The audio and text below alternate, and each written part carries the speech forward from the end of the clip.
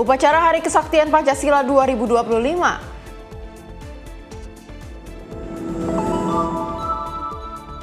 Menak salurkan bantuan 610 juta untuk Ponpes Al-Kozini. Investasi di Malawi berdampak nyata bagi masyarakat.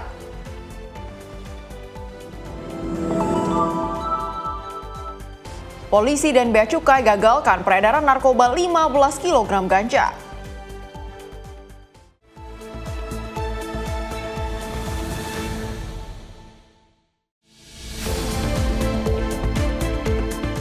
Halo, selamat malam pemirsa. Senang sekali rasanya kami dapat hadir kembali menemani Anda.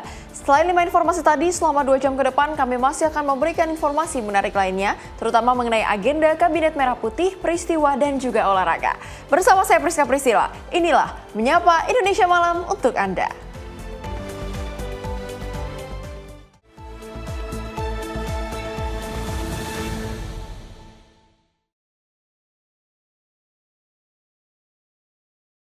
Kita awali dengan informasi pertama dari Presiden Republik Indonesia Prabowo Subianto memimpin upacara peringatan Hari Kesaktian Pancasila 2025 di Monumen Pancasila Sakti, Lubang Buaya, Jakarta Timur pada Rabu 10 Oktober 2025. Dalam upacara tersebut, Presiden Prabowo bertindak sebagai inspektur upacara.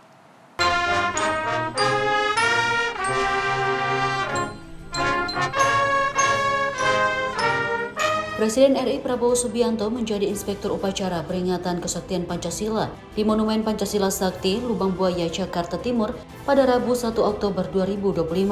Upacara Kesaktian Pancasila digelar sekitar pukul 8.00 waktu Indonesia Barat. Tampak terlihat Prabowo mengenakan setelan jas abu-abu, dasi biru, peci hitam, dan kacamata hitam. Pancasila. 1. Ketuhanan yang Maha Esa. Upacara dilanjutkan dengan prosesi pembacaan teks Pancasila oleh Ketua MPR Ahmad Muzani. Sementara itu, Wakil Ketua DPD Yoris Raweyai membacakan naskah pembukaan Undang-Undang Dasar 1945 dan Ketua DPR Puan Maharani membacakan ikrar.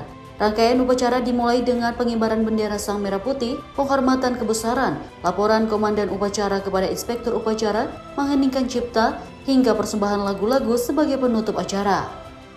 Diketahui tahun ini peringatan Hari Kesaktian Pancasila 2025 mengangkat tema Pancasila Perekat Bangsa Menuju Indonesia Raya. Tema ini dimaksudkan sebagai pengingat bahwa Pancasila adalah fondasi persatuan bangsa yang harus terus dijaga di tengah tantangan zaman. Tim redaksi Simpo TV melaporkan. Selain itu, Presiden Prabowo Subianto juga mengumumkan kesepakatan pengembalian puluhan ribu artefak bersejarah dari Belanda. Dirinya menyampaikan rencana kunjungan Ratu Maksima untuk membahas edukasi keuangan di Indonesia. Presiden Prabowo Subianto mengumumkan hasil penting dari kunjungannya ke Belanda, yaitu kesepakatan pengembalian puluhan ribu artefak bersejarah milik Indonesia. Pernyataan ini disampaikannya di Bandara Halim Perdana Kusuma, Jakarta pada Sabtu 27 September 2025. Prabowo menilai langkah Belanda tersebut sebagai bentuk itikat baik yang akan mempererat hubungan bilateral kedua negara. Selain itu, Prabowo menyampaikan bahwa Ratu Maksima dari Belanda yang dikenal sebagai ahli keuangan akan melakukan kunjungan ke Indonesia pada 25 November mendatang. Kunjungan ini menjadi momen penting untuk memperkuat kerjasama di bidang keuangan antara kedua negara. Di Belanda saya diterima dengan sangat baik oleh Raja, dan Belanda mengembalikan 30.000 item, artefak 30.000 item yang mereka bawa dari Indonesia dikembalikan ke kita. Saya kira itikat baik dari Belanda ingin pelihara kita. Kemudian Ratu juga ternyata seorang ahli keuangan dan akan ke sini tanggal 25 November untuk diskusi sama ahli-ahli keuangan kita. Dalam kunjungannya, Ratu Maksima akan fokus membahas program edukasi keuangan yang ditujukan untuk meningkatkan literasi dan pemahaman masyarakat Indonesia terhadap pengelolaan keuangan. Program ini diharapkan dapat memberikan manfaat luas bagi pembangunan ekonomi nasional. Tim redaksi Simpo TV melaporkan. Tak hanya itu saja, Presiden Prabowo Subianto juga mengecam praktik korupsi sistemik yang merugikan negara hingga triliunan rupiah setiap tahunnya. Dirinya mengajak seluruh partai politik termasuk PKS untuk bersatu melawan korupsi demi kesejahteraan bangsa. Presiden Republik Indonesia Prabowo Subianto mengungkapkan kegeramannya terhadap praktik korupsi yang terus merugikan bangsa. Dalam pidatonya di Musyawarah Nasional ke-6 Partai Keadilan Sejahtera di Jakarta, Prabowo menyebut koruptor bisa menggerogoti keuangan negara hingga 2-3 triliun rupiah setiap tahunnya. Ia mengaku terkejut saat menjabat sebagai presiden karena menemukan betapa parah dan sistemiknya korupsi di berbagai sektor. Prabowo mencontohkan kasus tambang timah ilegal di Bangka Belitung, di mana dari 1.000 tambang ilegal, sekitar 80% hasil timah diselundupkan ke luar negeri setiap tahun. Ia menegaskan telah memerintahkan TNI, Polri, dan Bea Cukai untuk menutup seluruh aktivitas ilegal tersebut. Dari penindakan itu, negara diperkirakan bisa menghemat hingga 22 triliun rupiah pada akhir 2025 dan mencapai 45 triliun rupiah pada tahun 2026. Dalam pidatonya, Prabowo menekankan bahwa hanya dengan pemerintahan yang bersih, Indonesia bisa bangkit dan mesejahterakan rakyat. Ia pun menyerukan semua elemen termasuk partai politik seperti PKS untuk bersatu melawan korupsi dan penyimpangan sistemik yang selama ini dinikmati oleh segelintir pihak. Koruptor itu brengsek, dia nyolong berat. Ada yang nyolong 2T, ada yang nyolong 3T. Ya kan saya lihat banyak geleng-geleng kepala. Kalau saya cerita berapa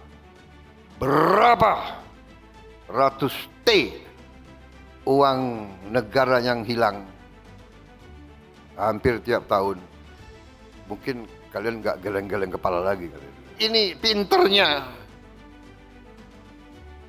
orang pinter. Repotnya orang pinter itu sering pinter nyolong. Aku heran juga gimana caranya itu. Jadi saudara-saudara, yang paling parah adalah sistem yang dibuat dan kelengahan elit kita selama ini sehingga kekayaan kita terkeruk. Tapi saya bertekad, saya harus tegakkan pemerintah yang bersih.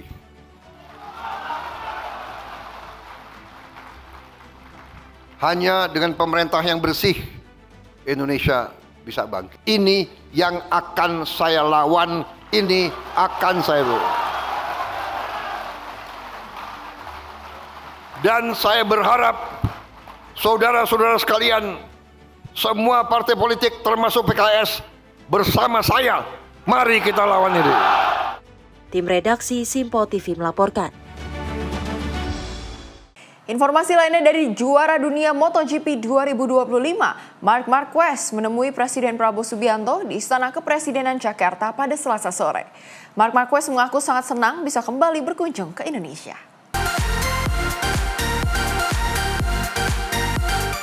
Marc hadir bersama dua pembalap muda Indonesia, Mario Suryo Aji dari kelas Moto2 dan Veda Ega Pratama yang berhasil menjadi runner-up di ajang Rookies Cup. Sekitar pukul 17:30 waktu Indonesia bagian Barat, Marc keluar dari istana didampingi Menpora Erick Thohir serta CEO InJourney Maya Watono. Sebelum berangkat, Marc sempat menyapa wartawan dan menyampaikan antusiasmenya menyambut GP Mandalika akhir pekan ini. Ia menyebut penampilan di GP Mandalika akhir pekan ini akan menjadi penampilan perdana dirinya setelah meraih gelar juara. Hello everybody. I'm super happy to be back here in Indonesia after being world champion just 3 days ago, and will be the first GP, first circuit after being champion, and I will try to enjoy it a lot. I know that we have a lot of fans here, and it's the best circuit and the best country to enjoy it. So let's see if we can enjoy the Mandalika GP. Thank you very much. Thank you.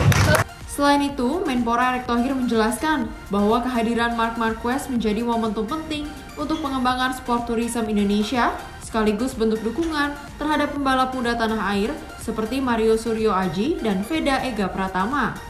Ya, alhamdulillah tadi Bapak Presiden sudah bertemu juara dunia Marc Marquez.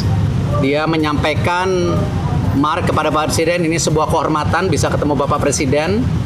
Dan kita lihat dia Indonesia dalam membangun sport tourism ini sangat-sangat dibutuhkan ke depan. Dan ini menjadi bagian tadi pembangunan juga tidak hanya sport tetapi juga tentu buat ekonomi secara menyeluruh.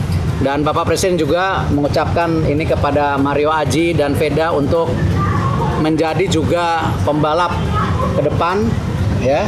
Apalagi Indonesia masih punya kontrak dengan MotoGP sampai 2031. Jadi kesempatan juga tadi tidak hanya menonton melihat, tapi kita melahirkan juga generasi muda ke depan. Sekarang Mario udah di Moto2, Veda akan ke Moto3. Amin gitu. Amin. Jadi ini yang kita harapkan. Terima kasih. Dari kami nanti yang ditugaskan dari Pak Menporanya. Ya, salah satunya memang tadi kan satu sport tourism harus ditingkatkan karena impact-nya tidak hanya untuk olahraga tapi juga ekonomi. Kita bisa lihat di Mandalika sekarang ekonomi impact-nya hampir 4,8 triliun, tiket juga hampir habis, ini hal yang positif. Tetapi kami nanti harus menselaraskan bagaimana keinginan Bapak Presiden juga mulai melihat cabur-cabur unggulan tadi.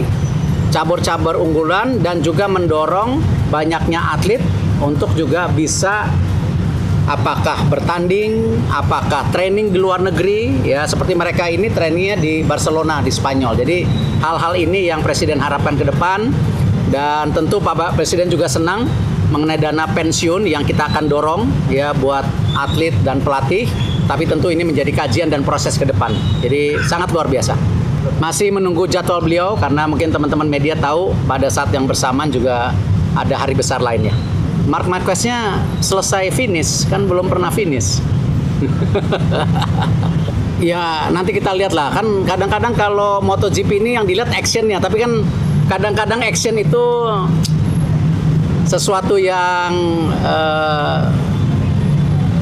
ya kita tidak mau bicara hal yang kurang baik lah, ya. Kita tahu Marc Marquez sendiri berapa kali jatuh di sana. Nah, justru ini menjadi tantangan juga dan saya yakin tadi disampaikan Mandalika salah satu juga sirkuit yang tadi saya coba ketemu Valentino Rossi tadi saya ketemu juga sama. Ya bilang Mandalika ini bagus dan tapi cukup challenging buat para pembalap. Jadi ya ini memang segmen sendiri buat para pembalap itu. Cukup ya? Masih? Dari Jakarta, Dio Malahu, Simpo TV melaporkan. Pemerintah menghadirkan program rumah subsidi guna memudahkan masyarakat berpenghasilan rendah untuk memiliki hunian yang layak. Program ini membuka peluang kerja bagi para pekerja konstruksi di proyek pembangunan perumahan.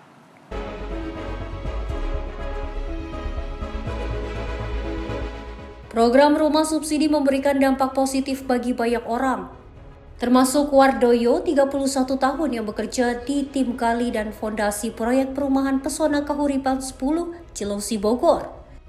Program ini tidak hanya membantu masyarakat berpenghasilan rendah memiliki rumah, tetapi juga membuka kesempatan kerja bagi dirinya dan rekan-rekannya. Wardoyo menceritakan bagaimana ia mendapatkan pekerjaan di proyek pembangunan rumah subsidi tersebut. Ia berharap pembangunan perumahan subsidi terus diperluas agar semakin banyak lapangan kerja tercipta di masyarakat. Selain itu, Wardoyo juga mengapresiasi Prabowo atas inisiatifnya dalam penggagasan program 3 juta rumah subsidi.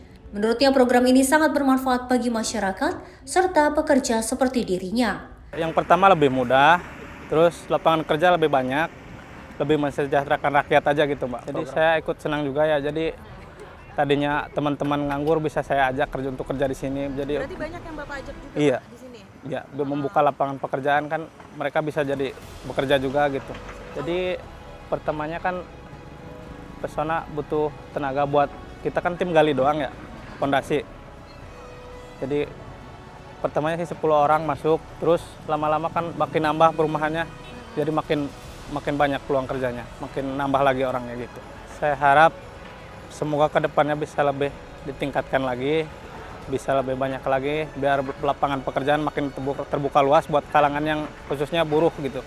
Saya akan berterima kasih kepada Bapak Prabowo Presiden kita untuk mengadakan perumahan 3 juta rumah subsidi. jadi kita kena dampaknya bisa bekerja. Tim redaksi Sinpo TV melaporkan. Program rumah subsidi terus mengalami peningkatan dari sisi kualitas dan pembangunan. Para pekerja di lapangan merasakan langsung manfaat dan dampaknya.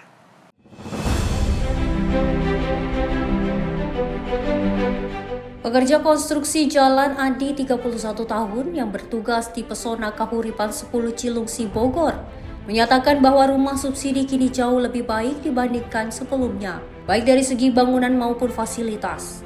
Ia juga menilai pembangunan berjalan lebih cepat berkat dukungan peralatan yang lengkap. Menurut Andi, material yang digunakan dalam pembangunan rumah subsidi kini berkualitas tinggi. Hal ini membuat rumah yang dibangun menjadi lebih tahan lama dan nyaman untuk penghuninya. Andi menambahkan bahwa program rumah subsidi memiliki dampak ekonomi yang luas karena melibatkan banyak pekerja dan pemasok. Ia merasa bangga bisa menjadi bagian dari program ini yang memberikan manfaat besar bagi masyarakat. Sangat ada perubahan banget. Iya, jadi pembangunan sekarang cukup pesat ya. Cukup. Kan sekarang juga ini sekitar 400-an kan. Kita mau kejar terus. Dari sebelum-sebelumnya emang sekarang kan dibantu fasilitas alat berat kan udah lumayan banyak. Sekarang percepatan beda dari yang sebelum-sebelumnya sebutnya. Dulu kan pakai pakai batako. Kalau sekarang udah pakai bata ringan. Dari bidang bata juga udah ada perbedaan sekarang. Jadi bedanya Pak dalam segi kualitas Pak? Ya kalau batako dibanding sama bata ringan ya jelas mendingan bata ringan. Jadi lebih kokoh lah intinya. Ya pastinya saya sama Pak Presiden bilang banyak-banyak terima kasih pastinya untuk program-program beliau. Pasti kami dukung untuk mensejahterakan para rakyat-rakyat lah yang kalangan bawah tentunya. Tim redaksi Sinpo TV melaporkan.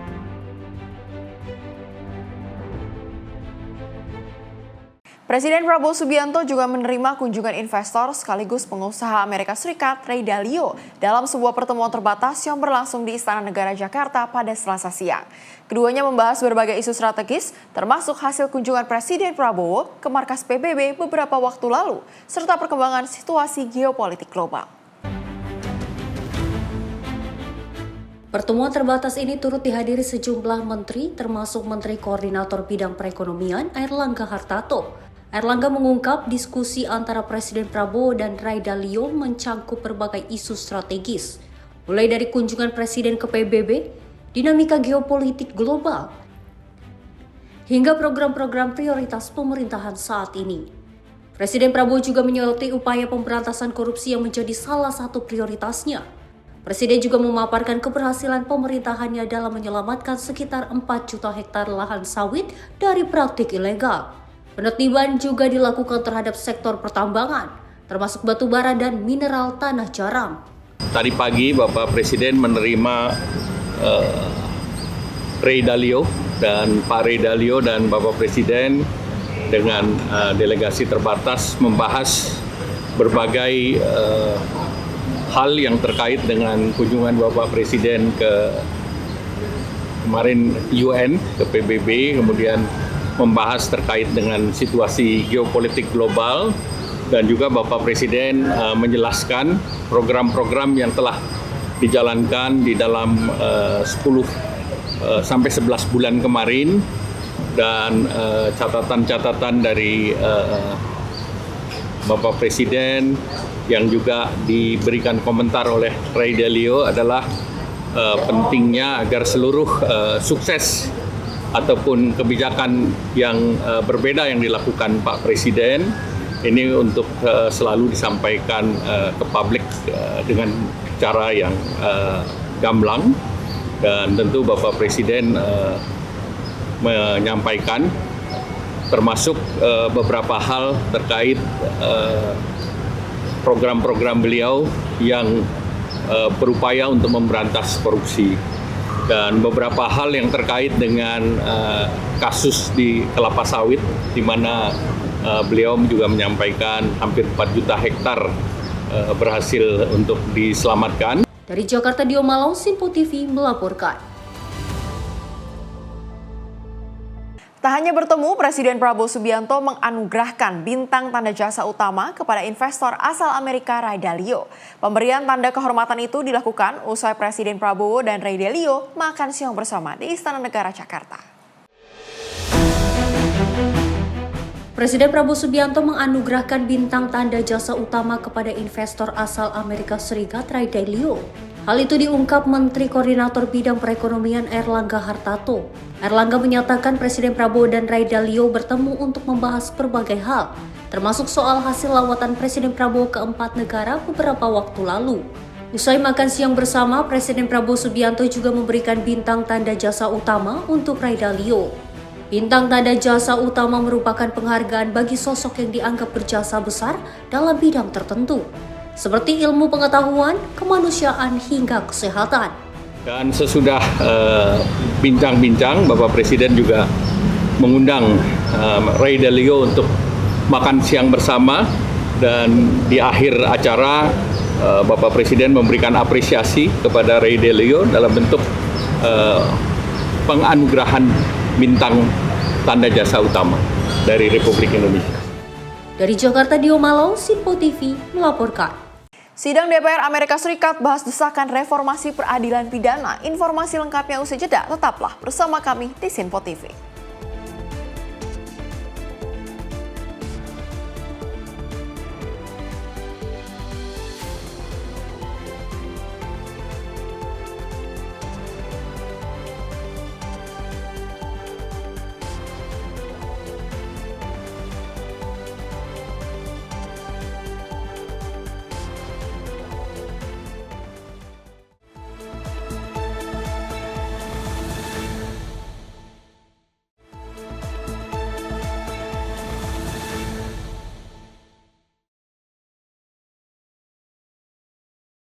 Terima kasih pemirsa, Anda masih bersama kami di Menyapa Indonesia Malam.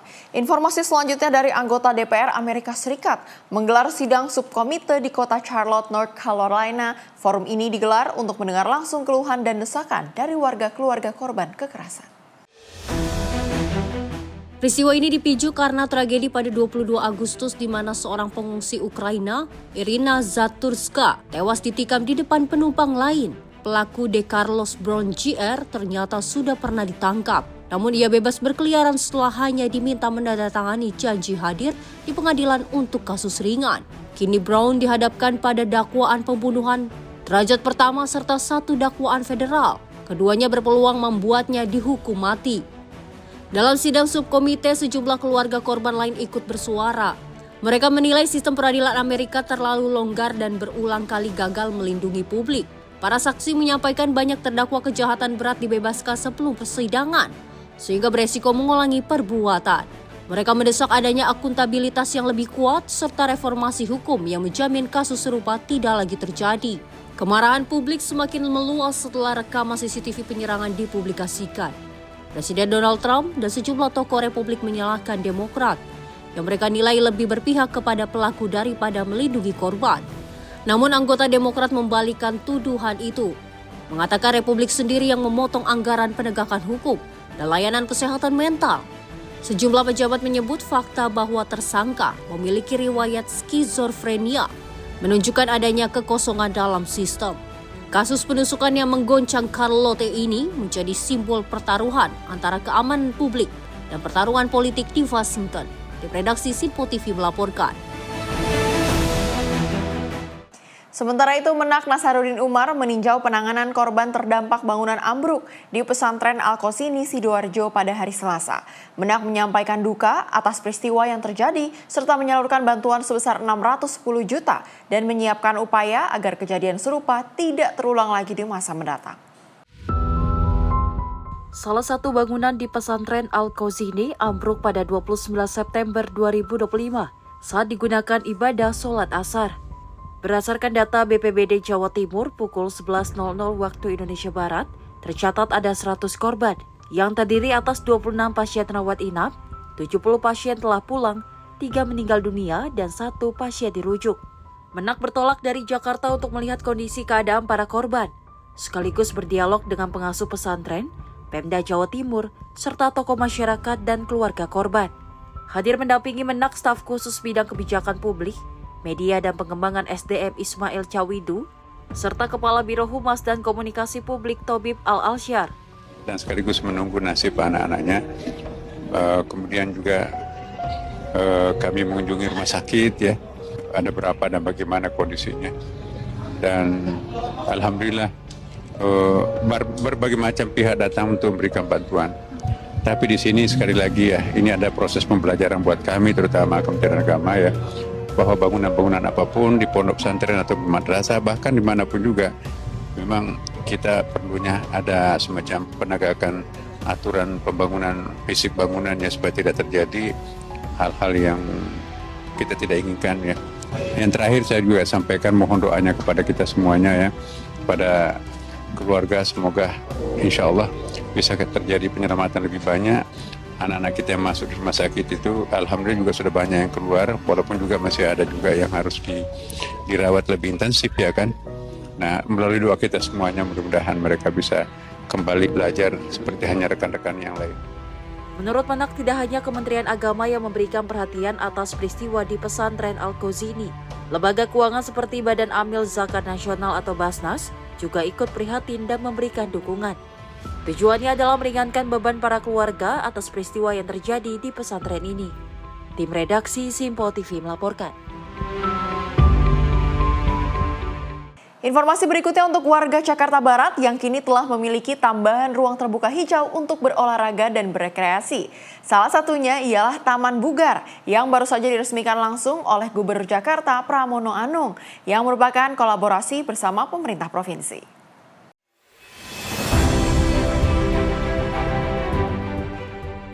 Taman Bugar kini telah diresmikan pemerintah Provinsi DKI Jakarta di Kelurahan Dorikepa, Kecamatan Kebonjeruk, Jakarta Barat pada Selasa 30 September 2025. Taman ini merupakan inisiasi anggota DPRD DKI Jakarta, Hardianto Kenneth, yang kemudian direalisasikan melalui kolaborasi antara DPRD dan Pemda DKI. Gubernur DKI Jakarta Pramono Anung menyampaikan, Taman Bugar diharapkan menjadi contoh pemanfaatan ruang terbuka bagi masyarakat luas. Pramono mengatakan taman seluas lebih dari 2.000 meter persegi tersebut nantinya dapat digunakan warga secara gratis.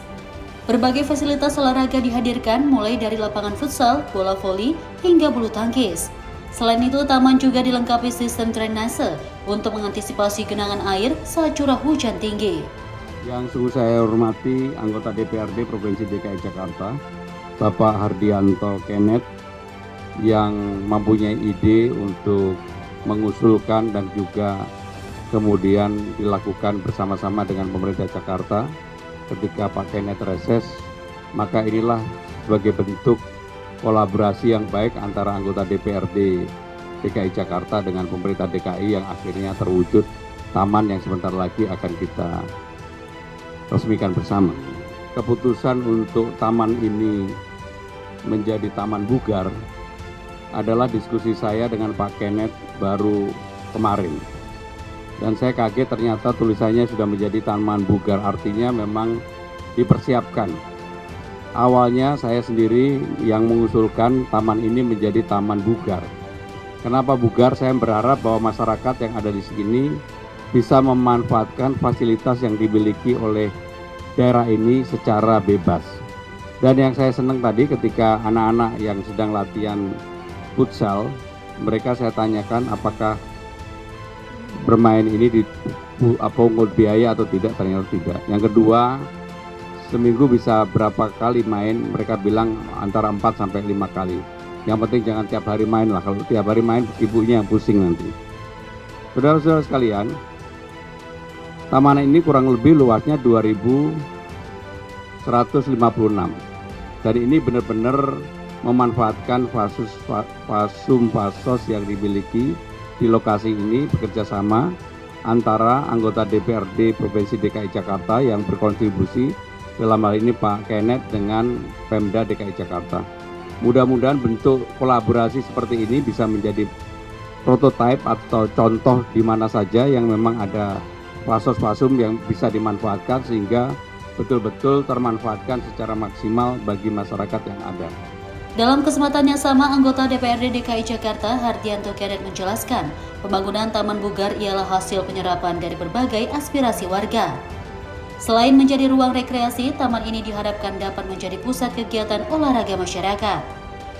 Kenneth juga menyebutkan akan ada tambahan pembangunan taman sejenis di beberapa wilayah lain. Dasarnya dibangunnya taman ini kan dasarnya dari reses ya, dari aspirasi. Nah, tentunya dorongan-dorongan ini juga nggak akan terlaksana kalau tidak ada dukungan dari pemerintah kota, ini selaku awali mendukung kita, dan juga dari dinas keamanan gitu. Nah, tentunya taman yang akan kita bangun itu semua dasarnya nanti dari hasil serap aspirasi. Biasanya saya menerima serap aspirasi, ada warga yang minta, kita cek. Kalau memang tanahnya sudah menjadi aset DKI, ya baru kita bisa kerjakan. Kalau masih milik PT atau swasta, ya mungkin kita proses dulu penyerahannya atau apapun itu, baru kita bisa kerjakan. Untuk luasnya sendiri di taman. Dari Jakarta, tim redaksi Sinpo TV melaporkan. Kembali ke agenda Kabinet Merah Putih dari Kementerian Haji dan Umroh mengungkap adanya keborosan anggaran penyelenggaran haji sebelumnya yang diperkirakan mencapai 20 hingga 30% dari total biaya. Wakil Menteri Haji dan Umroh Danhil Ansar Simanjuntak menyatakan keborosan ini terjadi pada sejumlah pos besar seperti transportasi, akomodasi, hingga pengadaan jasa.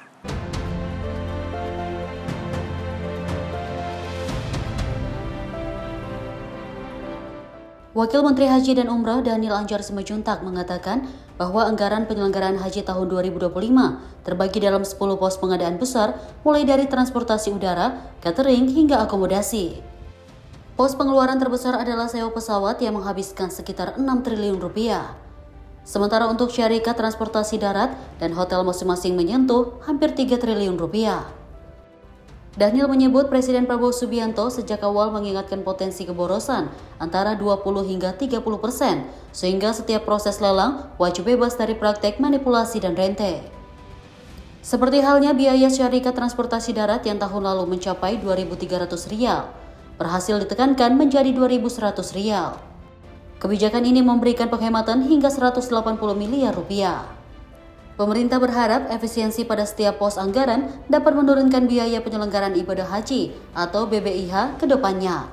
Kami simulasikan dari 17 triliun itu semuanya ada terdiri dari 10 proses pengadaan, dan memang sejak awal Presiden menduga ada kebocoran hampir 20 sampai dengan 30%. Anda bayangkan dari 17 triliunan itu, dan itu uang jamaah semuanya loh. Dan ini uang jamaah, dan kami ingin pastikan tidak ada kebocoran, makanya tidak boleh ada praktek manipulasi lagi. Program efisiensi dan pengawasan ketat ini diharapkan menjadi langkah strategis untuk mewujudkan penyelenggaraan haji yang transparan, akuntabel, dan terjangkau bagi jemaah Indonesia. Dari Jakarta, tim liputan Sinpo TV melaporkan.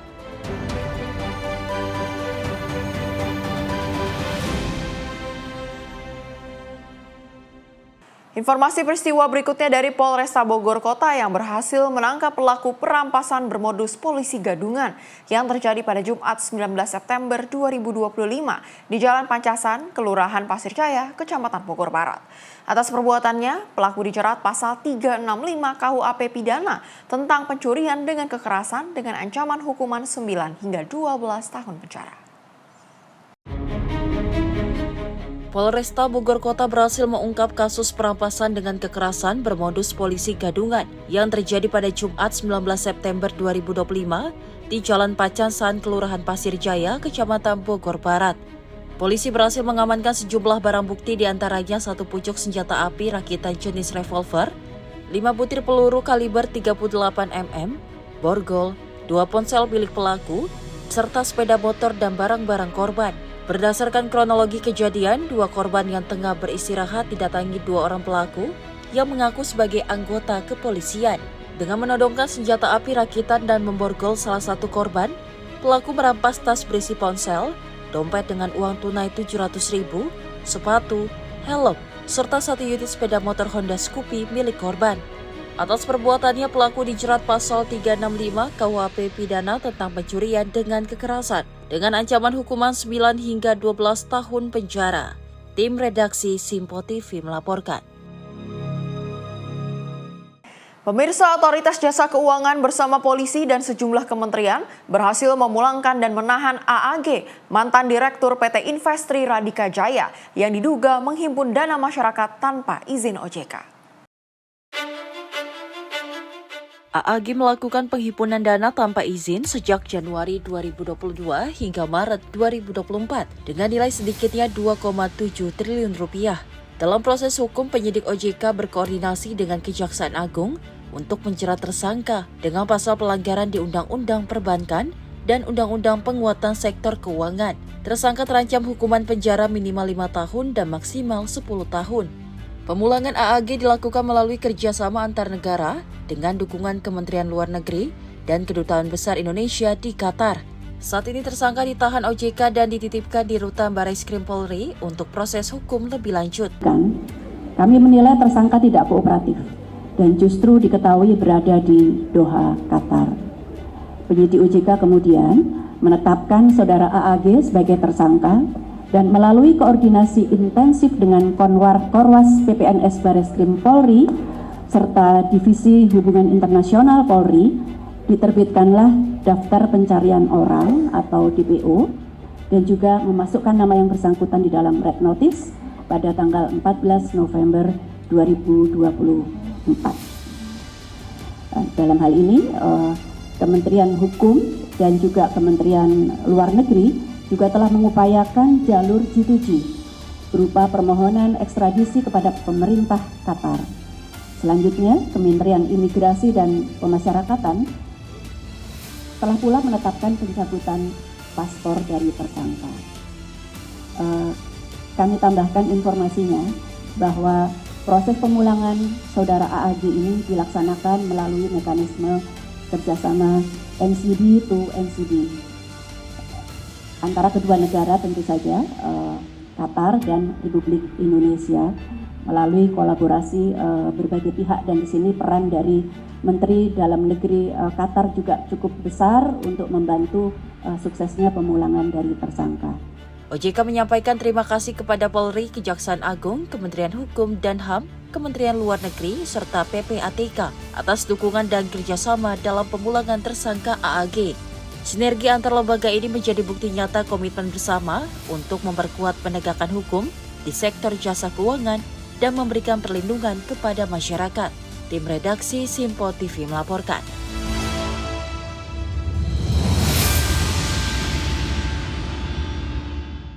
Investasi di Malawi berdampak nyata bagi masyarakat. Informasi lengkapnya usai jeda. Tetaplah bersama kami di Menyapa Indonesia Malam.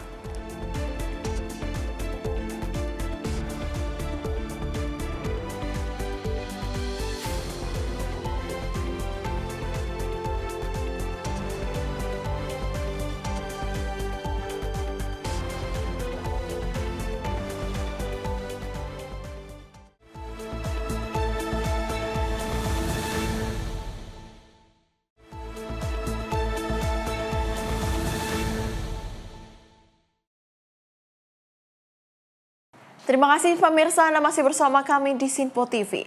Kita lanjutkan ke informasi berikutnya dari kawasan transmigrasi Malawi Kaliorang, Kalimantan Timur yang diproyeksikan menerima investasi senilai 1,2 triliun dari perusahaan asal Korea Selatan LX International. Menteri Transmigrasi Muhammad Iftitah Sulaiman Suryanegara akan memastikan bahwa penanaman modal asing ini memberi manfaat langsung bagi masyarakat lokal. Kementerian Transmigrasi berkomitmen untuk memastikan investasi asing senilai 1,2 triliun oleh perusahaan asal Korea Selatan LX International di kawasan transmigrasi Malawi Kaliorang di Kalimantan Timur, berdampak langsung bagi kesejahteraan masyarakat setempat. Menteri Transmigrasi Muhammad Iftitah Sulaiman Suryanegara mengatakan, upaya tersebut sejalan dengan arahan Presiden Prabowo Subianto agar masyarakat menjadi penerima manfaat utama dari setiap investasi di daerah. Ia menyampaikan bahwa perusahaan asal Korea Selatan tersebut tertarik dengan potensi sumber daya alam yang tersedia di area transmigrasi tersebut, mulai dari kelapa sawit hingga batu bara. Dalam merealisasikan penanaman modal di kawasan transmigrasi, Iftitah menyatakan terdapat 3 prinsip utama yang harus dikedepankan dalam pemanfaatan lahan transmigrasi. yaitu mengoptimalkan penyerapan tenaga kerja dari masyarakat transmigran dan warga sekitar, pemberdayaan masyarakat agar ikut berkembang bersama investasi, serta adanya sistem bagi hasil atau profit sharing yang tidak hanya menguntungkan perusahaan, tetapi juga masyarakat dan negara melalui penerimaan negara bukan pajak atau PNBP. Kawasan transmigrasi Maloy Kaliurang, Kalimantan Timur. Kemudian senilai 1,2 triliun rupiah. Kemudian yang kedua itu adalah pemanfaatan lahan transmigrasi, jadi kerjasama sistemnya dengan tetap mengedepankan seluas sekitar 1.180 hektar dengan tetap mengedepankan ada 3 hal yang tadi kami sebutkan.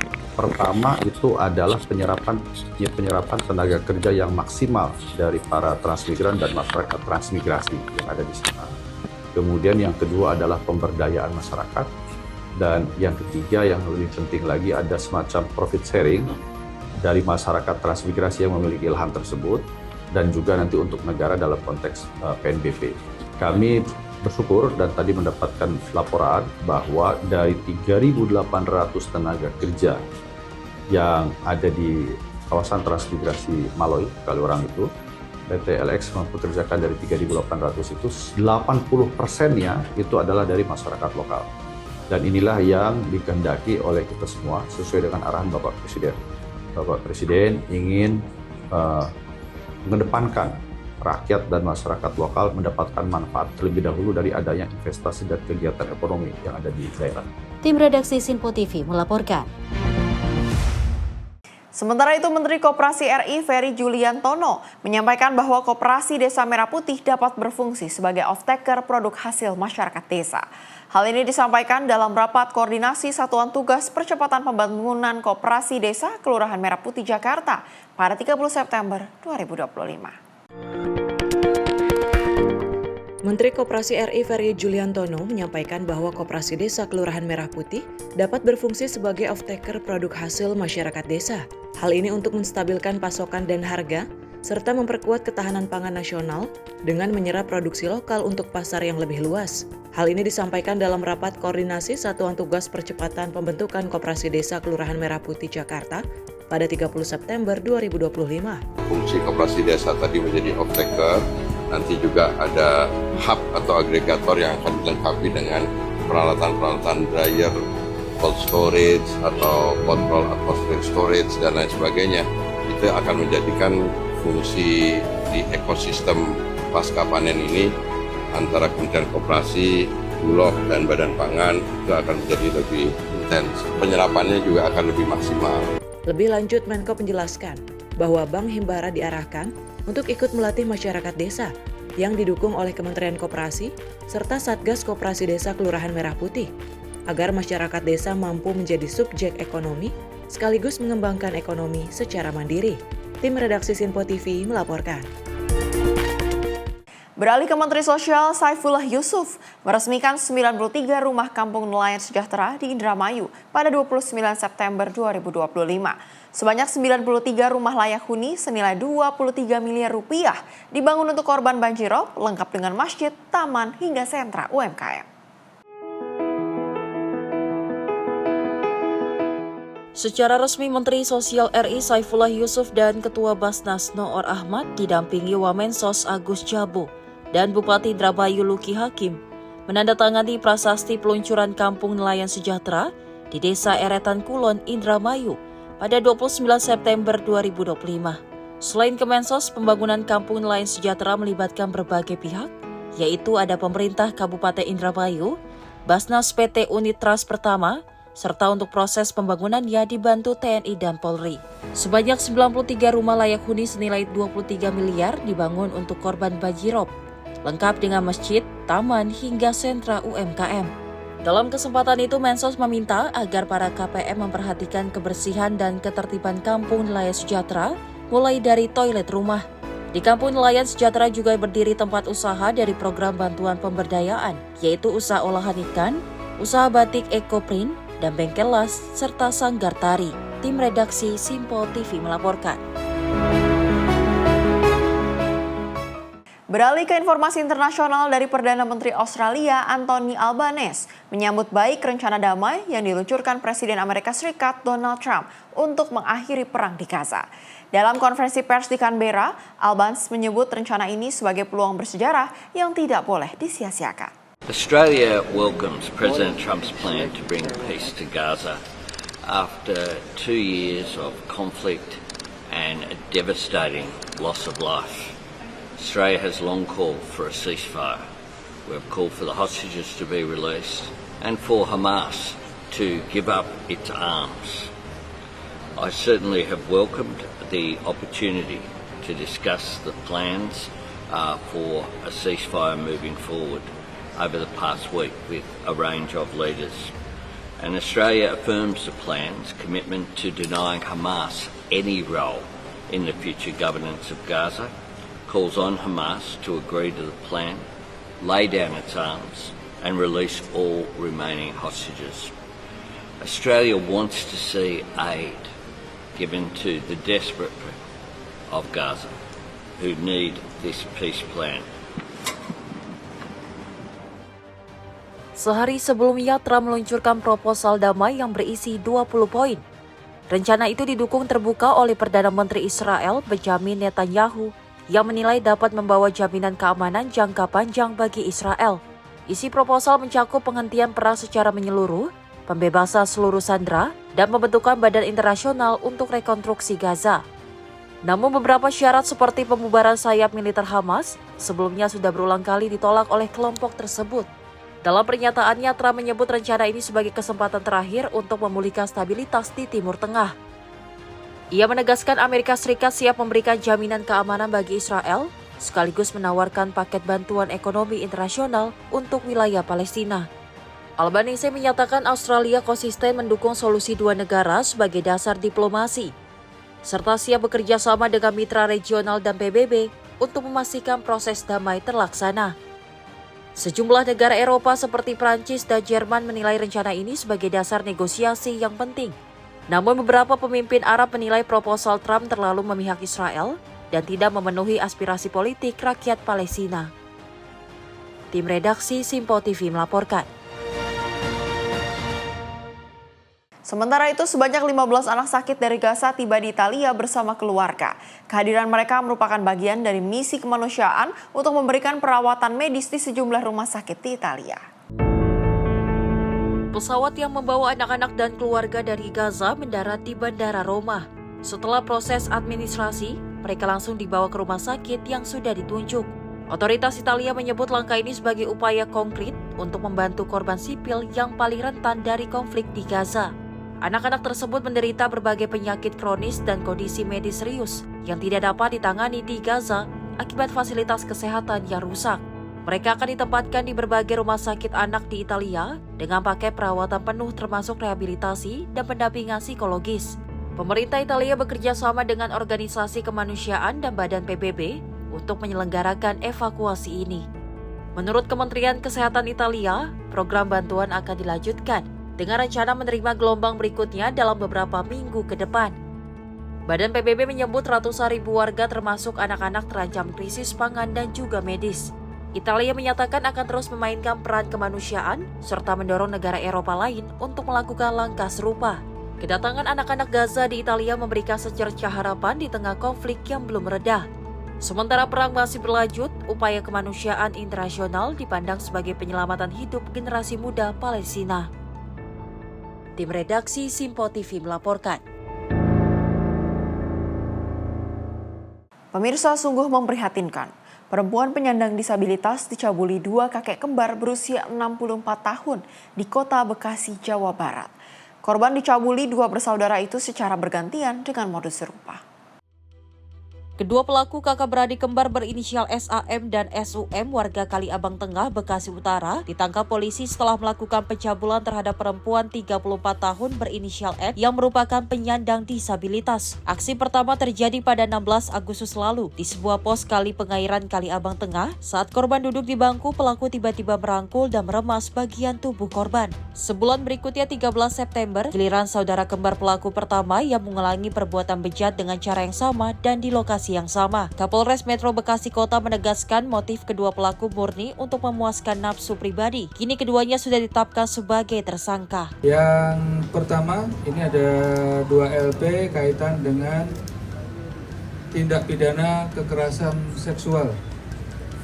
Ini kejadian yang pertama adalah pada hari Sabtu 16 Agustus kira-kira jam 15.20 di pos Kali Pengairan, Kelurahan Kaliabang Tengah, Kecamatan Bekasi Utara.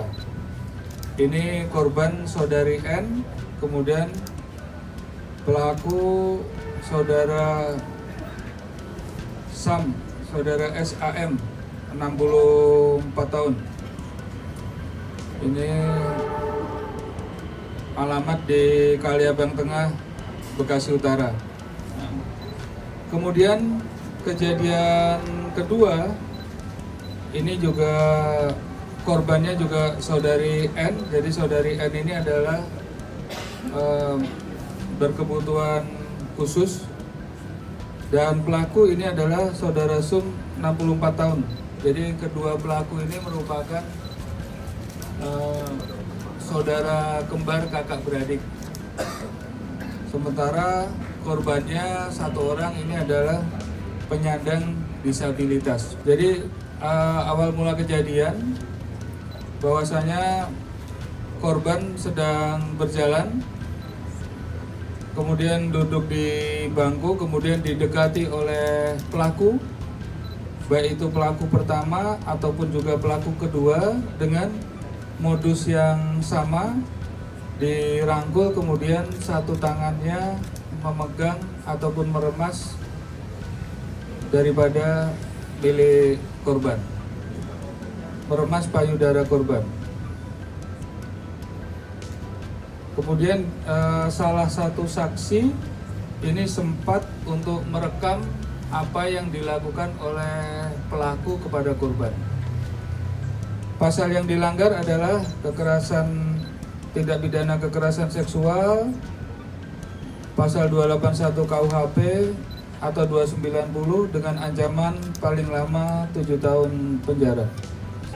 Jadi tentang pelaku dan korban ini beda RT, satu RW tetapi beda RT. Jadi motifnya ini dari pelaku ini hanya kepuasan tersendiri setelah melakukan perbuatan tersebut. Sudah dewasa, sudah 34 tahun. Jadi kejadian pertama pada tanggal 16 Agustus dilakukan oleh pelaku yang pertama.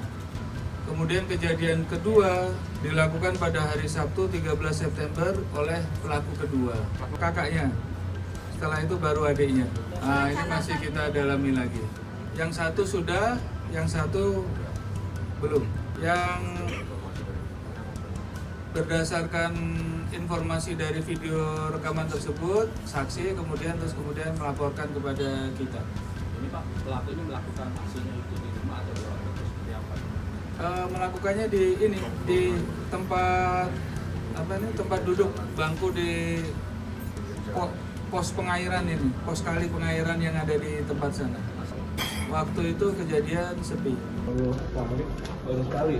Semuanya ada itu saya kembali ceritain. Apa sama targetnya Pak? Tahu bisa sama. Atas perbuatannya, kedua kakek kembar ini dijerat pasal 281 dan 290 KUHP tentang tindak pidana kekerasan seksual dengan ancaman hukuman maksimal 7 tahun penjara. Dari Bekasi, Jawa Barat, Muhammad Ridwan, Simpo TV melaporkan. Sementara itu, polisi menggerebek sebuah rumah kontrakan yang dijadikan markas pelaku curanmor di Kecamatan Cikupa, Kabupaten Tangerang, Banten. 2 pelaku yang merupakan residivis kambuhan ditangkap beserta barang bukti motor curian. Kontrakan yang dijadikan markas pelaku curanmor di Kecamatan Cikupa, Kabupaten Tangerang, Banten, digerebek polisi pada 26 September 2025. Dalam penggerebekan ini, 2 pelaku spesialis pencurian kendaraan bermotor berinisial HR dan HS yang tengah tertidur pulas ini berhasil ditangkap tanpa perlawanan. Dalam rumah kontrakan, polisi menemukan kunci letter T yang digunakan pelaku dan 2 unit sepeda motor yang merupakan hasil curian. Setelah berhasil ditangkap, kedua pelaku beserta sejumlah barang bukti kejahatan dibawa ke Polsek Cikupa. Kedua pelaku hingga saat ini masih menjalani pemeriksaan di Polsek Cikupa. Kadit Reskrim Polsek Cikupa mengatakan, penangkapan pelaku ini berawal dari adanya laporan warga yang kehilangan sepeda motor pada 16 September lalu. Berbekal rekaman CCTV, unit Reskrim Polsek Cikupa yang melakukan penyelidikan berhasil mengidentifikasi keberadaan kedua pelaku di rumah kontrakan yang dijadikan markas. Dari hasil pemeriksaan, kedua pelaku ini diketahui residivis yang sudah 2 kali masuk penjara dengan kasus yang sama. Pelaku mengaku sudah 10 kali mencuri sepeda motor.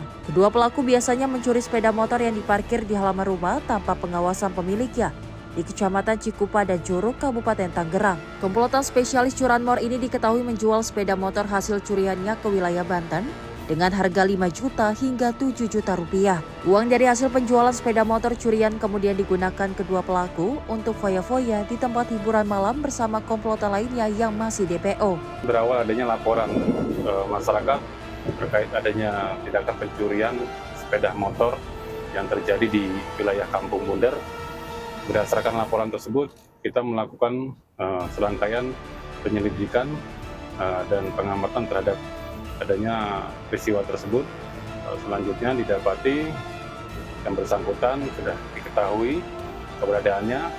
Selanjutnya kami tim Polsek Cikupa bersama Opsnal langsung menuju TKP, menuju tempat kediaman terduga pelaku. Adapun beberapa alat bukti yang ada di lokasi, kami berhasil mengamankan 1 anak kunci letter T, berikut kendaraan, 1 kendaraan Honda Beat yang digunakan oleh pelaku dalam melancarkan aksinya, dan 1 lagi 1 kendaraan sepeda motor Beat yang diduga hasil kejahatan yang dilakukan oleh pelaku.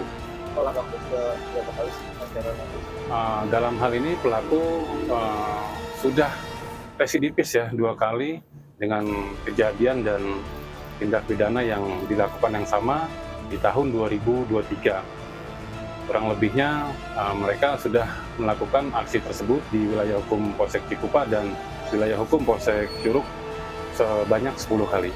Modus operandinya pernah tidak? Modus operandinya, jadi pelaku memapping kepada rumah atau masyarakat yang memarkirkan kendaraannya di halaman rumahnya, sehingga ketika ada kesempatan pelaku langsung melancarkan aksinya dengan menggunakan letter T. Bakal dijerat pasal tentang pencurian dengan ancaman hukuman maksimal 6 tahun penjara. Dari Tangerang, Banten, kontributor Simpo TV melaporkan. Sementara itu beralih ke Wakil Menteri Komunikasi dan Digital Nezar Patria menyoroti pentingnya pemanfaatan kecerdasan artifisial di industri media. Ia menegaskan bahwa penggunaan AI sudah menjadi kebutuhan sekaligus tantangan yang harus disikapi dengan bijak.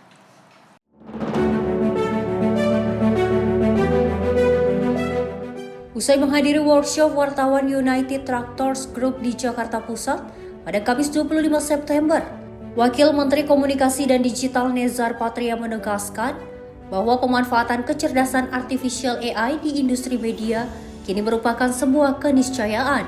Menurutnya, penggunaan AI oleh pekerja media harus dilakukan dengan penuh optimisme, namun tetap disertai kewaspadaan.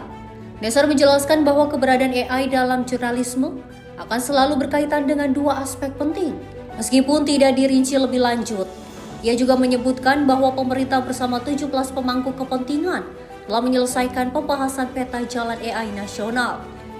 Workshop ini dibahas begitu banyak sisi-sisi yang cukup menarik dan cukup menantang. Paling tidak ada 2 hal. Yang pertama, bagaimana menggunakan artificial intelligence di dalam ruang berita, gitu ya. Apa saja yang harus diperhatikan di sana. Yang kedua, bagaimana media bisa bertahan di tengah gempuran teknologi baru. Pada intinya kita percaya bahwa penggunaan teknologi itu harus diabdikan untuk mendukung ya pekerjaan jurnalistik. Dalam hal ini panduan-panduan untuk menggunakan teknologi baru ini sudah didiskusikan oleh komunitas pers dan juga Dewan Pers mengeluarkan panduan penggunaan AI dalam produksi berita. Jadi saya kira kita cukup optimistis ya menghadapi teknologi baru ini dengan satu semangat bagaimana menggunakan teknologi untuk memberikan manfaat yang besar dan meminimalkan risikonya, termasuk juga risiko menyebarnya misinformasi, disinformasi hasil produk AI. Dalam kesempatan tersebut, Nezar turut mengapresiasi demonstrasi teknologi AI lokal yang ditampilkan. Menurutnya, teknologi tersebut berpotensi besar untuk dimanfaatkan oleh para pekerja media di Indonesia. Tim redaksi Simpo TV melaporkan. Polisi dan Bea Cukai gagalkan peredaran narkoba 15 kg ganja. Informasi lengkapnya usai jeda. Tetaplah bersama kami di Simpo TV.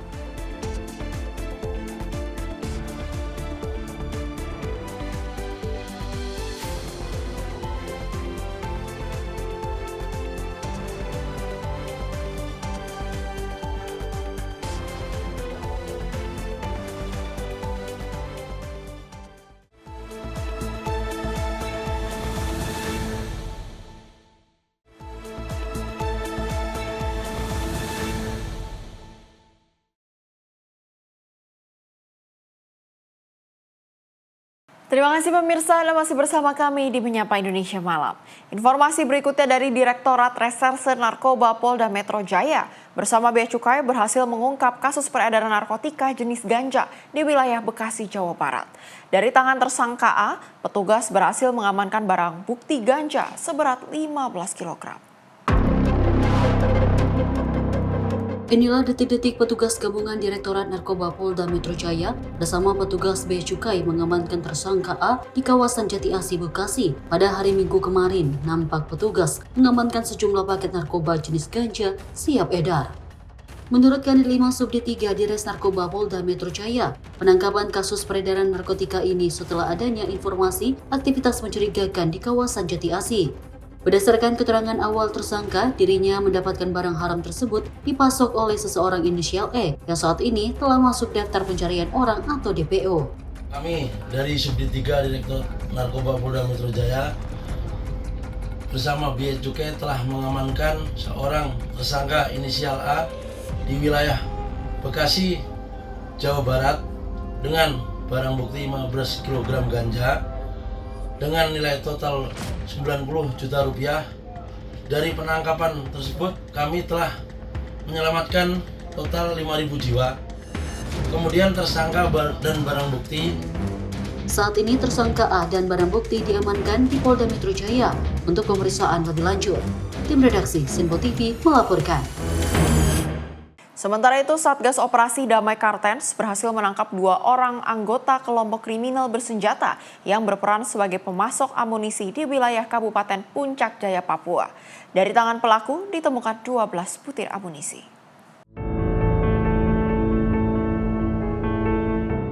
Satgas Damai Kartens berhasil menangkap 2 orang pelaku penyuplai amunisi bagi kelompok kriminal bersenjata di wilayah Kabupaten Puncak Jaya pimpinan Ternus Enumbi. Kedua pelaku yaitu Erik Enumbi alias Udara dan Hugon Giro alias Yemiter Murib. Keduanya ditangkap setelah aparat berhasil melakukan penyelidikan terkait adanya transaksi jual beli amunisi. Kedua pelaku ditangkap di Kampung Karubate, Distrik Muara, Kabupaten Puncak Jaya. Dari tangan keduanya ditemukan 6 butir amunisi kaliber 9 mm, 2 butir amunisi kaliber 7,62 mm, dan 4 butir amunisi kaliber 5,56 mm. Kasatgas Humas Ops Damai Kartens Kombes Pol Yusuf Sutejo mengatakan 2 pelaku diamankan Senin kemarin. Mereka merupakan jaringan penyuplai amunisi bagi KKB di Puncak Jaya. Pada hari Senin 29 September 2025, Satgas Operasi Damai Kartens berhasil menangkap 2 pelaku jaringan pemasok amunisi kepada kelompok kriminal bersenjata di Kampung Karubate, Distrik Muara, Puncak Jaya. Pelaku atas nama Hugon Gire alias Yemiter Murib dan Erik Enumbi alias Udara terbukti membawa 12 butir amunisi yang rencananya akan diserahkan kepada kelompok kriminal bersenjata pimpinan Ternus Enumbi alias Teslo. Dan saat ini kami masih menyelidiki asal muasal amunisi tersebut.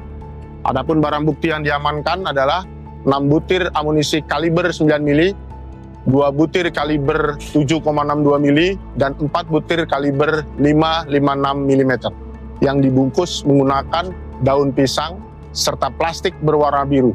Aparat masih terus melakukan pengembangan terkait pelaku lainnya yang merupakan pemasok amunisi bagi KKB di Puncak Jaya.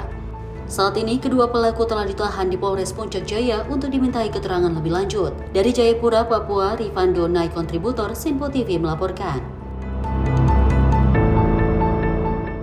Pemirsa, dalam rangka memperingati hari ulang tahun ke-80 Tentara Nasional Indonesia pada Minggu 5 Oktober 2025 mendatang, pemerintah Provinsi Jakarta memberikan apresiasi khusus. Bentuk apresiasi dari Pemprov Jakarta ialah menerapkan tarif khusus transportasi publik yang dikelola Pemprov hanya dengan membayar Rp80.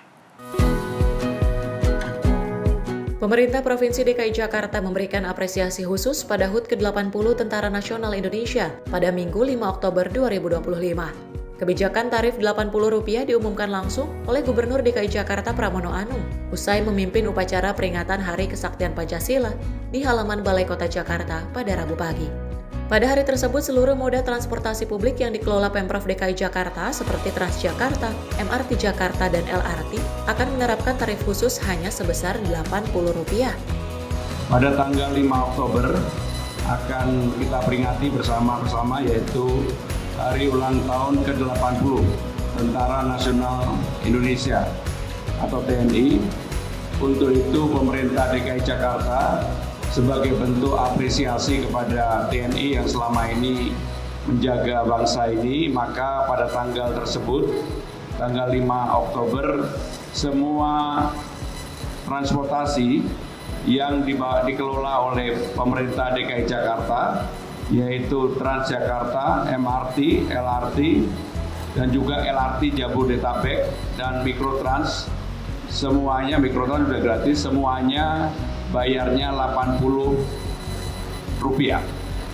Sehingga dengan demikian sekali lagi untuk memberikan apresiasi kepada TNI yang selama ini mengawal bangsa ini, kami pemerintah Jakarta pada hari tersebut semua transportasi yang dikelola oleh pemerintah Jakarta yaitu Transjakarta, MRT Jakarta, LRT Jakarta, LRT Jabodetabek, semuanya dikenakan tarif Rp80. Diharapkan dengan kebijakan tersebut tidak hanya meringankan beban masyarakat, tetapi juga menjadi bentuk penghormatan atas jasa TNI dalam menjaga kedaulatan negara. Dari Jakarta, kontributor Sinpo TV melaporkan. Sempat menjalani perawatan medis di Rumah Sakit Pelni Jakarta, Mary Sibarani, MS, pemilik agen gas LPG 3 kg yang menjadi korban penusukan di kawasan Jalan Raya Patra, Duri Kepak, Kebonjeruk, Jakarta Barat, akhirnya meninggal dunia. Sementara itu, motif pelaku yang sudah ditangkap unit reskrim Polsek Kebonjeruk saat kejadian dipicu karena masalah hutang piutang sebesar ratusan juta rupiah antara pelaku dengan korban.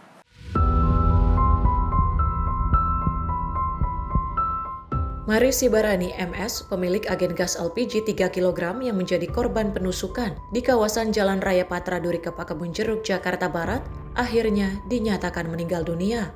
Sebelumnya korban berusia 65 tahun sempat mendapat pertolongan medis di Rumah Sakit Pelni, Jakarta Barat, akibat luka tusuk senjata tajam di bagian punggungnya. Sementara aksi penganiayaan yang berujung tewasnya korban yang dilakukan pelaku Esron Hutapea atau EH, pemilik tempat usaha yang disewa korban, dan juga tak lain, masih kerabat korban tersebut telah ditangkap Kepolisian Unit Reskrim Polsek Kebonjeruk tak jauh dari lokasi.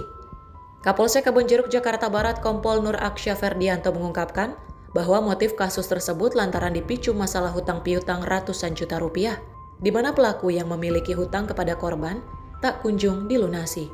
Kemudian di tempat usahanya korban ada barang milik pelaku yakni sebuah tangki yang dijual korban untuk melunasi hutang pelaku. Namun pelaku tak terima barangnya dijual oleh korban.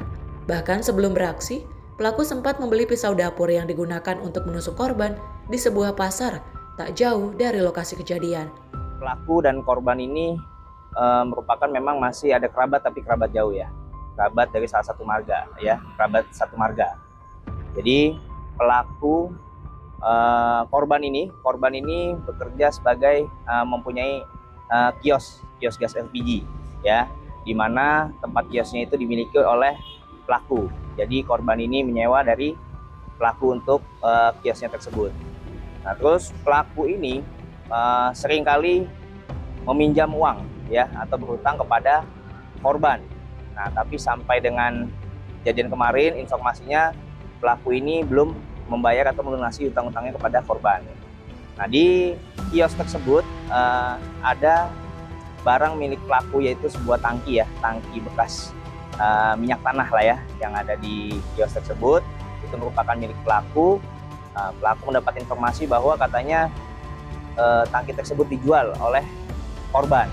Ya, jadi karena merasa kesal, pelaku marahlah terhadap korban tersebut. Nah, kemudian pelaku setelah mengetahui kejadian tersebut marah, kemudian bermaksud datang untuk menganiaya korban dengan membekali diri dengan sebuah pisau dapur, ya, yang baru dibeli di salah satu toko di Pasar Patra. Jenazah korban kini masih menjalani proses otopsi di Rumah Sakit Polri Kramat Jati, Jakarta.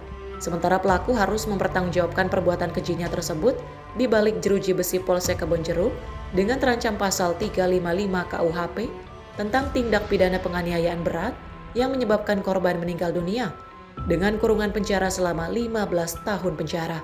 Dari Jakarta, kontributor Sinpo TV melaporkan.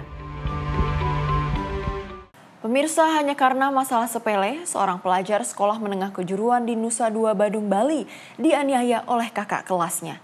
Korban dipukul di bagian hidung, rahang kiri, lalu ditendang di bokong dan kepala.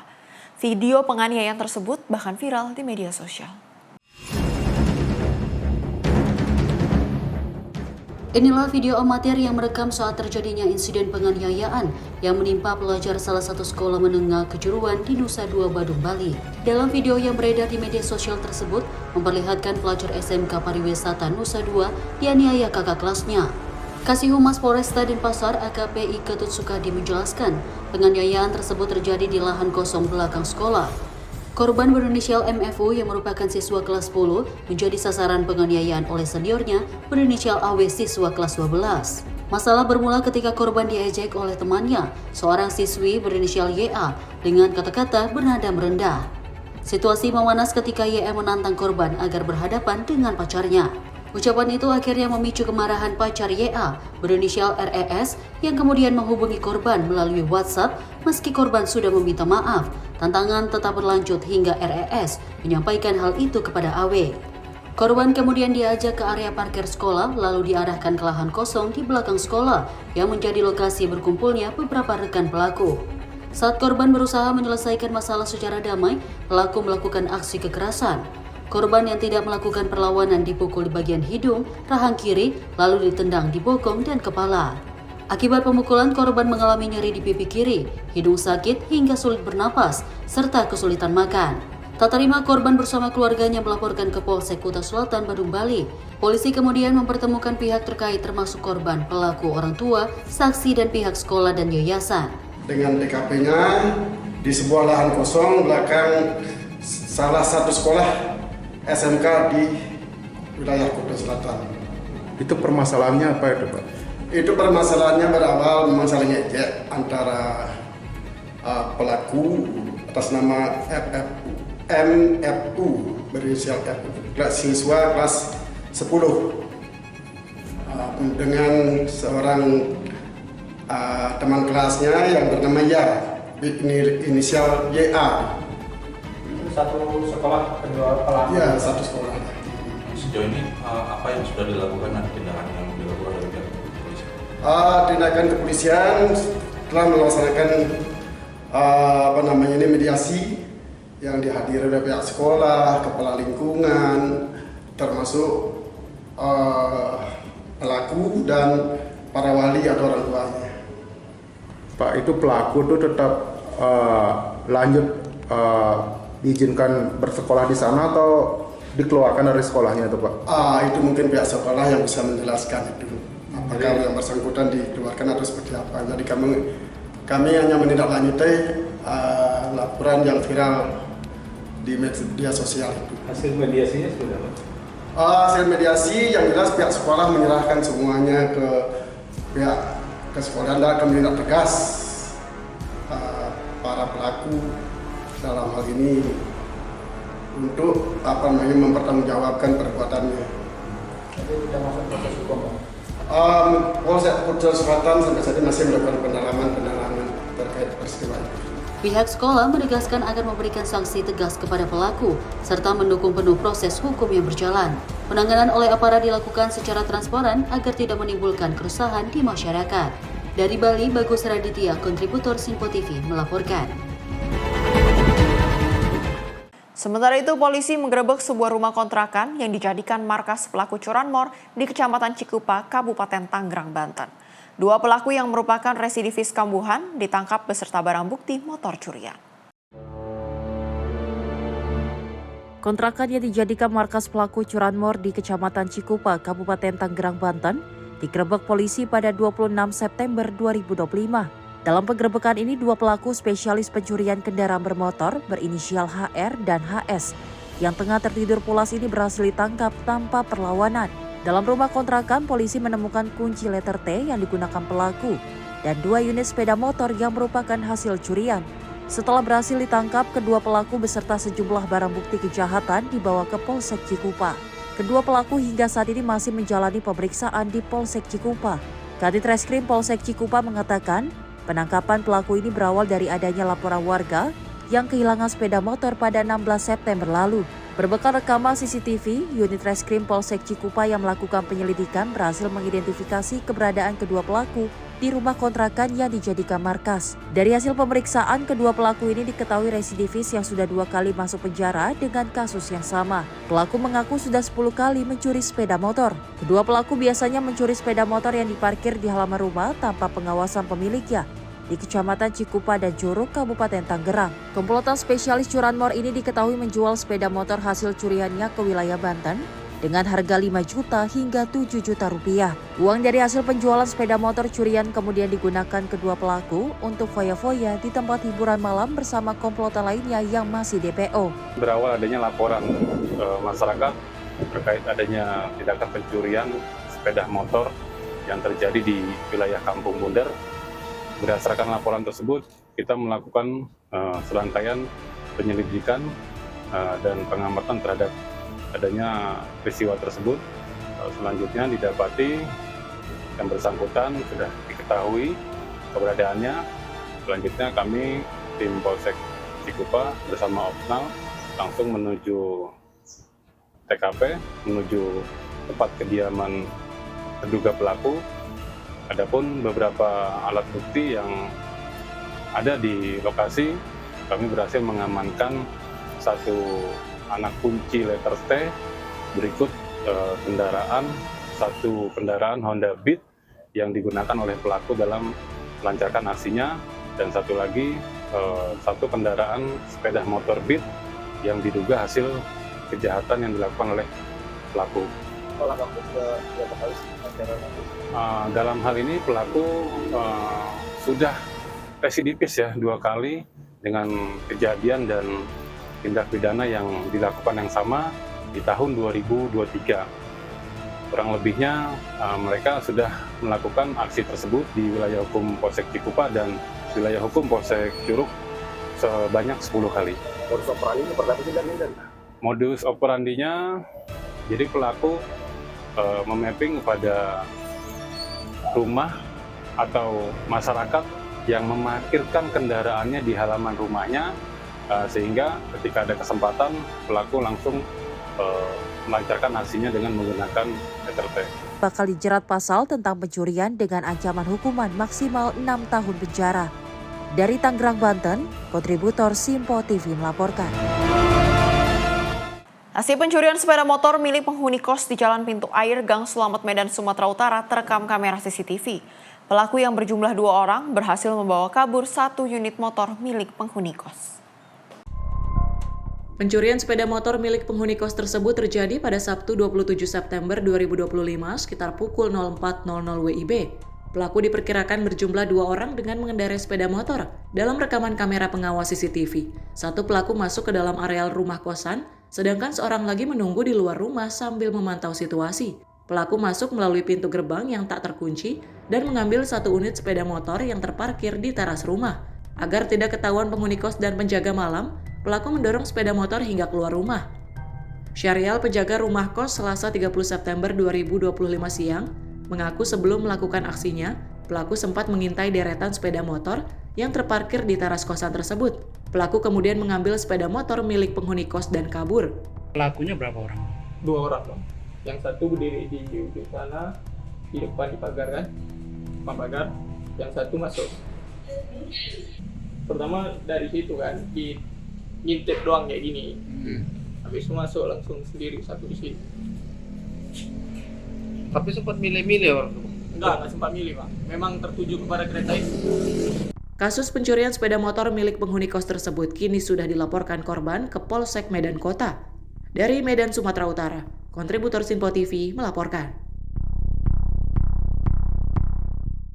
Sementara itu viral di media sosial, seorang juru parkir menganiaya pengendara sepeda motor di sebuah pusat perbelanjaan di kawasan Kelapa Gading, Jakarta Utara pada Minggu 21 September 2025. Penganiayaan dipicu masalah uang parkir sebesar Rp10.000 yang ditarif pelaku.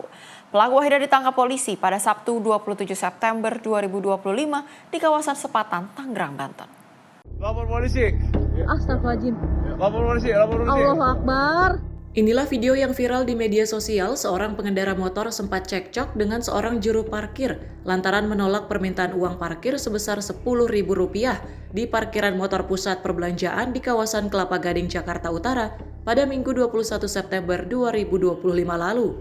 Juru parkir ini lalu menganiaya pengendara motor hingga terkapar lantaran mengalami luka di bagian kepala setelah dipukul pipa besi. Korban pun dilarikan ke rumah sakit terdekat untuk mendapatkan penanganan medis. Setelah mendapati laporan kejadian itu, pihak kepolisian dari Polres Jakarta Utara langsung melakukan penyelidikan dan berhasil menangkap pelaku yang berusaha melarikan diri di Dusun 1 Kampung Karet, Sepatan, Tangerang, Banten pada Sabtu 27 September 2025 kemarin. Senin 29 September siang, AKP I Gede Gustiana Kanit Jatan Rasatreskrim Polres Metro Jakarta Utara mengatakan, kini pelaku ditetapkan menjadi tersangka lantaran terbukti melakukan pemerasan yang disertai dengan kekerasan. Jadi di situ korban bersama 3 rekannya membawa 3 kendaraan. Awal mula korban memberikan 5.000, namun pelaku tidak terima. Kemudian ditambah lagi 10.000, dan ditambah lagi 5.000, jadi totalnya 20. Namun masih juga akhirnya terjadi cekcok antara korban dengan pelaku yang terjadi cekcok. Tidak lama setelah itu pelaku langsung mengambil besi yang ada di warung dan memukul kepala korban. Dari pengakuan dan pemeriksaan beberapa saksi, kami melakukan penyelidikan dan melakukan penangkapan kepada pelaku di daerah Tangerang, tepatnya di daerah Kecamatan Karet, daerah Tangerang. Kita lakukan penangkapan terhadap pelaku nama RBG, 29 tahun. Pelaku menjelaskan bahwa pada saat terjadinya cekcok dalam kondisi mabuk, namun untuk lebih dalamnya kita masih dalam proses pemeriksaan. Tersangka kini dijerat dengan pasal 368 dan 351 KUHP tentang pemerasan dengan kekerasan penganiayaan dengan hukuman maksimal penjara 9 tahun. Dari Jakarta, kontributor Sinpo TV melaporkan. Sedangkan pelaku pembacokan kurir JNT akhirnya menyerahkan diri ke kantor polisi setelah tidak bisa lagi bersembunyi. Peristiwa pembacokan yang terjadi di kota Bekasi, Jawa Barat itu terjadi karena pelaku tidak mau membayar tagihan pembayaran COD sebesar Rp30.000 kepada korban. Sebuah video viral di media sosial memperlihatkan detik-detik seorang pelanggan marah besar hanya karena tagihan COD Rp30.000. Dalam video terlihat pelaku bernama Christian Kapu alias Kece menusukkan sajam jenis mandau dan mengancam kurir yang hanya berusaha menagih pesanan. Peristiwa ini berawal saat kurir JNT Irsyadi mengantarkan pesanan COD. Tagihan sebesar Rp30.000 itu seharusnya sederhana untuk dilunasi, namun pelaku menolak membayar. Korban bahkan menawarkan opsi pembayaran digital melalui kris atau transfer bank. Tetapi alih-alih membayar, pelaku justru mengamuk dan mengancam nyawa sang kurir dengan senjata tajam. Ketegangan memuncak ketika korban mengeluarkan ponsel dan merekam kejadian sebagai bukti. Merasa malu dan terancam, pelaku memaksa video itu dihapus. Namun kurir menolak dan kemudian video itu viral. Setelah video viral, pelaku tidak lagi bisa bersembunyi dan menyerahkan diri ke kantor polisi. Kita akan merilis kaitan dengan tindak pidana penganiayaan ataupun dalam sesuai pasal 351 KUHP. Kejadian hari Jumat 26 September kira-kira pukul 11 di Perumahan Harapan Raya, Jalan Gunung Leuser, Kelurahan Harapan Jaya, Bekasi Utara, Kota Bekasi. Korban saudara ID, pekerjaan pelajar mahasiswa, alamat Teluk Pucung. Kemudian pelaku saudara CK alias K. Ini alamat di Kota Baru, Bekasi Barat Kota. Korban merupakan kurir daripada JNT. Awal mula kejadian bahwasanya pada hari Jumat 26 September jam 11, korban mengantar paket ke rumah pelaku di daerah Harapan Raya. Kemudian setelah mengantarkan paket, bertemu dengan pelaku dan korban memberikan barang yang paketnya dan menagihkan tagihan sebesar Rp29.189 secara COD, jadi cash on delivery, dan juga diberikan nomor resi dan juga diberikan nomor pembayaran. Setelah itu pelaku menyampaikan bahwasanya pelaku menghendaki supaya pembayaran dilakukan via transfer dan tidak harus hari itu juga atau saat itu juga. Tetapi dari korban menyampaikan bahwasanya kalau memang ini ketentuannya COD harus dibayar secara langsung. Akibat perbuatannya, pelaku tak bisa lagi berkelit dari jerat hukum. Ia dijerat pasal 351 tentang penganiayaan serta pengancaman dengan senjata tajam dengan ancaman hukuman maksimal 8 tahun penjara. Dari Bekasi, Jawa Barat, Muhammad Ridwan, Sinpo TV melaporkan. Informasi tadi sekaligus menutup perjumpaan kita pada edisi kali ini. Jangan lupa untuk terus menyaksikan Menyapa Indonesia Malam hanya di Sinpo TV. Akhir kata, saya Priska Priscilla beserta seluruh kru yang bertugas pamit undur diri. Terima kasih dan sampai jumpa.